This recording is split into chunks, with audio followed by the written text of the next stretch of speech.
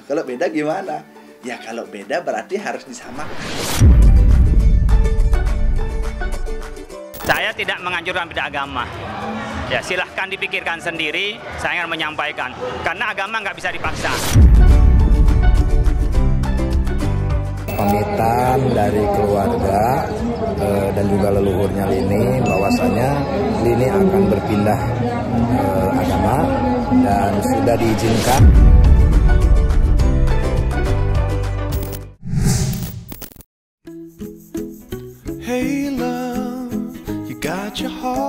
Desas-desus pernikahan pasangan muda Rizky Febian dan Mahalini Raharja akhirnya terjawab sudah. Ya, pada hari Minggu tanggal 5 Mei 2024 kemarin, pasangan yang juga akrab disapa Iki dan Lini itu telah resmi memulai rangkaian acara pernikahan mereka yang diawali dengan diadakannya acara adat mepamit di Pulau Dewata, Bali. Dalam kesempatan itu, decak kagum para tamu undangan pun tumpah seketika menyaksikan pesona kecantikan yang begitu terpancar dari wajah Mahalini. Apalagi wanita kelahiran tahun 2000 itu tampil mengenakan balutan kebaya asal tanah leluhur yang sangatlah menonjolkan paras indahnya.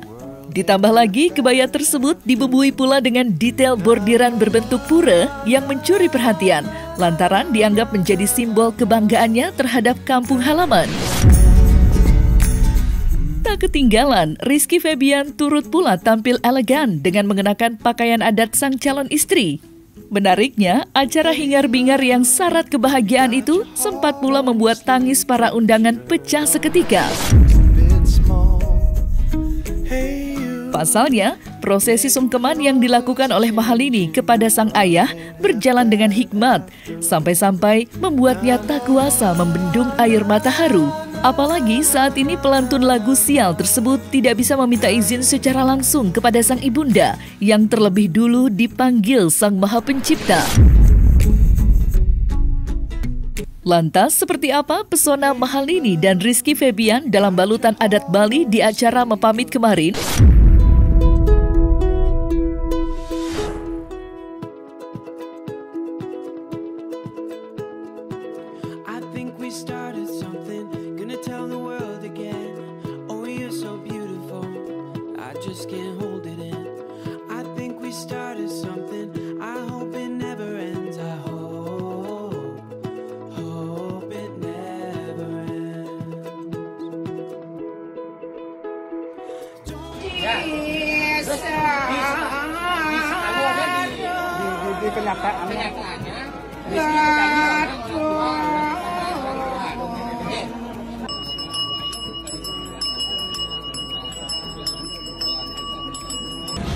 Sama Bapak. Sedang pakainya. Udah, sama Bapak. Sama Bapaknya.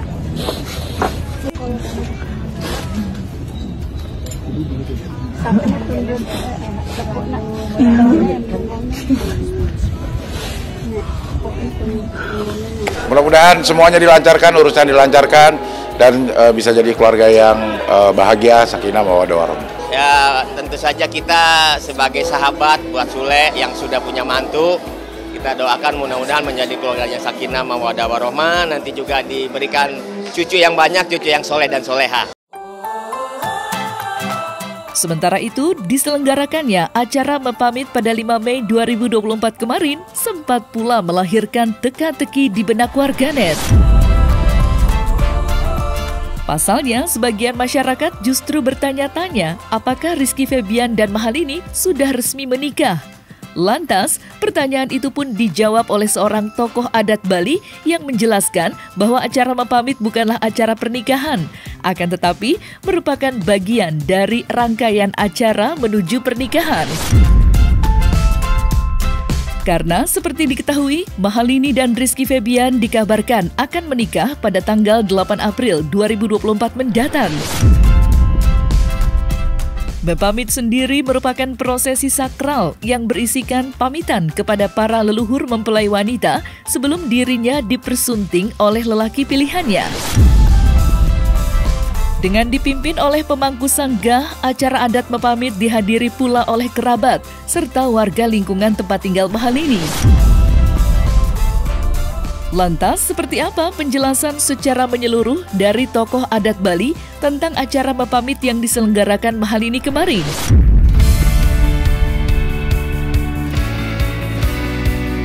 Mepamit ini adalah bagian dari prosesi perkawinan atau wiwaha samskara dalam Hindu. Nah, kita bicara Hindu adat Bali karena banyak adat yang lain gitu ya.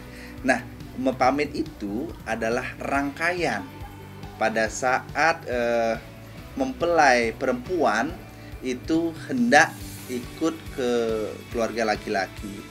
Nah, di situ di dalam prosesi itu ada ritualnya, ada ritual keagamaan di mana intinya mepamit ini atau menjauman ya adat Balinya itu tidak meninggalkan permanen gitu. Tetapi ini adalah izin kepada leluhurnya bahwa dia akan ikut kepada keluarga laki-laki. Ya, ini kan acara agama Hindu sakral banget, apalagi melepas anak perempuan satu-satunya. Kan ya orang tua sama neneknya dia terharu, juga saudara-saudaranya ya. Pada saat mepamit atau menjauman ini adalah cikal bakal dari membangun ikatan baru di antara keluarga perempuan dengan keluarga laki-laki. Makanya serunya gua Lini Bali. Iya, Lini Bali. Gua Sunda. Makanya tuh kultur ternyata tidak jauh, benar-benar sama. Sama. Dari seninya, dari segi budayanya. Kita juga pas mau nikah kita harus mencari hari baik.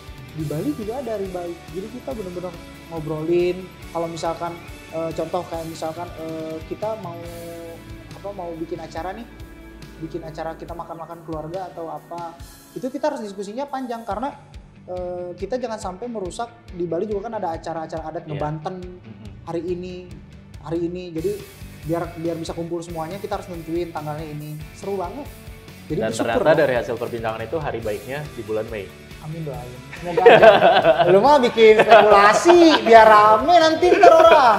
Kalau sebelum mepamit itu kan ini kita ngomongin ritual adatnya ya, perkawinan gitu ya. Pertama, sebelum perkawinan itu dilaksanakan mesti ada yang namanya perkenalan dari keluarga laki-laki ke perempuan atau yang disebut dengan mesi mekrame gitu ya. Datang ke sana memperkenalkan diri. Setelah itu menyampaikan maksud bahwa akan meminang si anak perempuannya. Nah, kalau diterima, maka akan ada komunikasi lagi untuk menentukan hari baiknya upacara wiwaha atau perkawinan itu dilakukan, atau disebut dengan medewase ayu. Setelah medewase ayu ini ada spare waktu untuk mempersiapkan karena sudah ditentukan harinya tuh. Setelah itu baru dari keluarga laki-laki datang lagi. Untuk apa? Untuk menjemput si perempuan ini atau ngideh. Ngideh itu meminta, meminang. Nah, disitulah ada percakapan-percakapan yang disebut dengan medarme suake. Apa itu medarme suake gitu ya?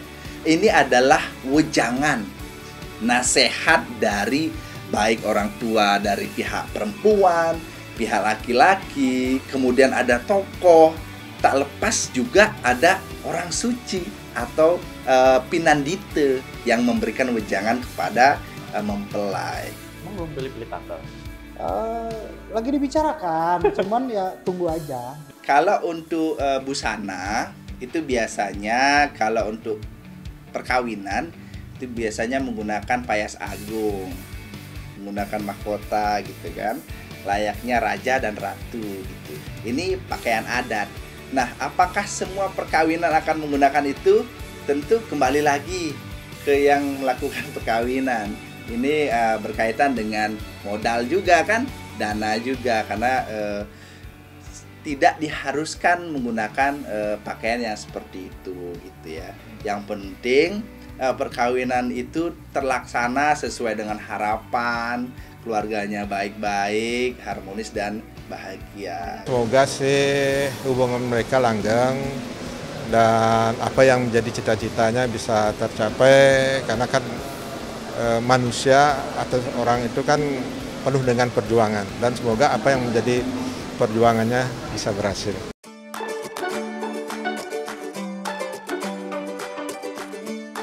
Di sisi lain, rencana pernikahan Rizky Febian dan Mahalini tidak hanya diperbincangkan karena kemeriahan acara mepamit kemarin, tetapi banyak pula yang menyorot tajam pernikahan mereka.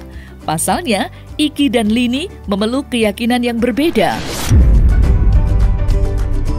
Hal ini tentu membuat keduanya mengundang banyak cibiran lantaran dianggap menabrak rambu-rambu agama. Beberapa tokoh Islam seperti petinggi MUI sampai-sampai ikut buka suara dan menegaskan kalau pernikahan keduanya akan dianggap tidak sah bila salah satu di antara mereka tidak berpindah agama.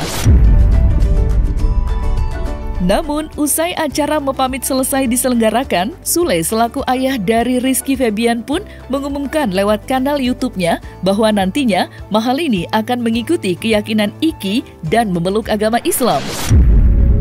Pamitan dari keluarga dan juga leluhurnya Lini bahwasanya Lini akan berpindah agama dan sudah diizinkan dan Lini sudah diperbolehkan untuk menikah secara agama kami nanti di Jakarta. Kalau Hindu Bali itu kan patrilineal kebapaan. Jadi yang perempuan lazimnya itu akan mengikuti keluarga laki-laki. Jadi kembali mepamit itu adalah izin kepada leluhur dari pihak perempuan untuk ikut ke keluarga laki-laki supaya nanti kehidupannya menjadi langgeng, harmonis, dan bahagia. Lalu kalau beda keyakinan gimana? Nah, kita akan merujuk pada sahnya perkawinan, ya, menurut undang-undang perkawinan itu adalah dilakukan dengan agama yang sama. Loh, kalau beda gimana? Ya kalau beda berarti harus disamakan. Gitu. Saya tidak menganjurkan beda agama. Ya silahkan dipikirkan sendiri, saya ingin menyampaikan. Karena agama nggak bisa dipaksa. Dan jangan sampai karena cinta pada seseorang lalu mengorbankan agamanya, tidak. Ikuti agama yang diyakini, karena kita bertanggung jawab dengan keyakinan kita. Karena kalau kita pindah agama tidak karena yakin, tapi karena perempuan, nggak akan lama akan balik agamanya sendiri.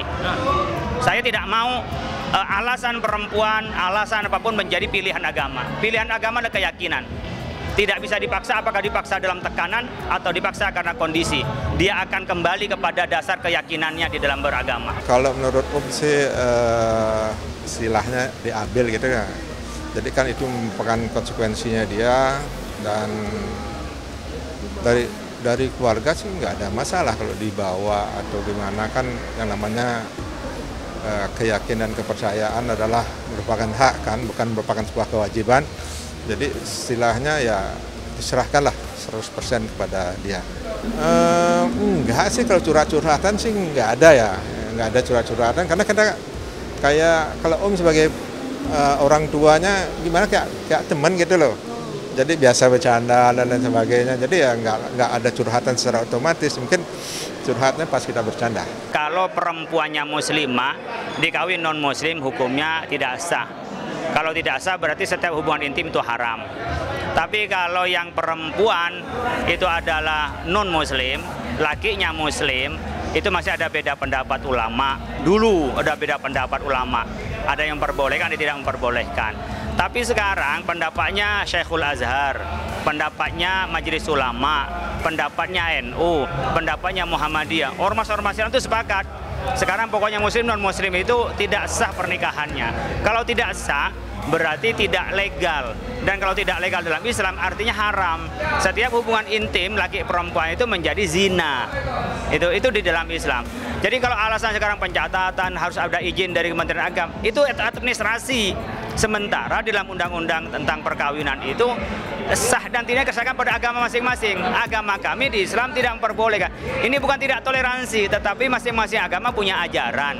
yang memang harus dianutnya. Kami pun juga tidak bisa mengubah, kami hanya pengikut ajaran, bukan pembuat ajaran.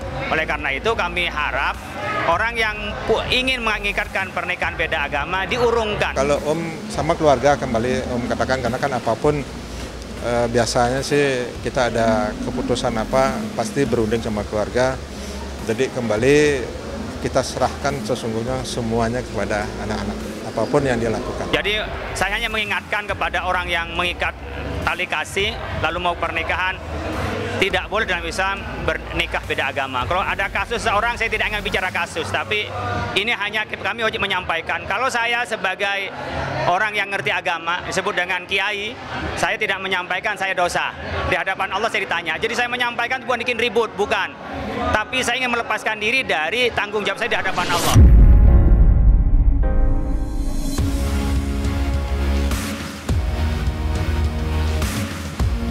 Nah, selesai sudah Cumi Lovers, saksikan terus Cumi Camp In-Depth, kabar lengkap, mendalam, dan akurat dari narasumber terpercaya.